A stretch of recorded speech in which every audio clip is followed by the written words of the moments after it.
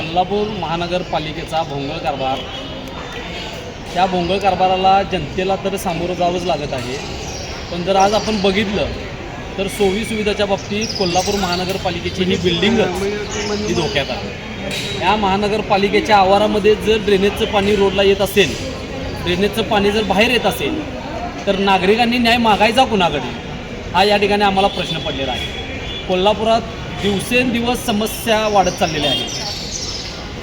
त्या समस्यांचं निरसन करण्यासाठी आयुक्त मॅडमांनी दुपारी 3:30 ते 5:30 हा नागरिकांना वेळ द्यायचा असतो आहे.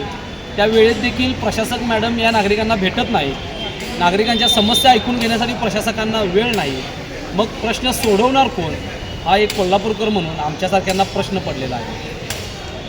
आज वाईट वाटते, या कोल्हापूर महानगरपालिकेच्या आवारात जर का आपण बघू शकाल ड्रेनेजचं पाणी जर बाहेर येत असेल तर मात्र आम्हाला न्याय देणार कोण आणि आमच्या समस्या ऐकून घेणार कोण?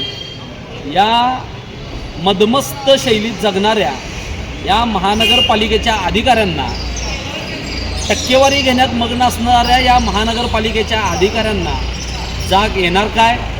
कोल्हापूरचे प्रश्न मार्गी लागणार काय? हा एक माझ्यासारख्या सामान्य माणसाला पडलेला प्रश्न आहे. लवकरात लवकर याकडे महानगरपालिकेने लक्ष देऊन यामध्ये सुधारणा कराव्यात आणि महाराष्ट्रभर कोल्हापूरची जी काही या महानगरपालिकेनं बदनामी सुरू केलेली आहे ती थांबवावी, हीच मी यानिमित्त विनंती करतो.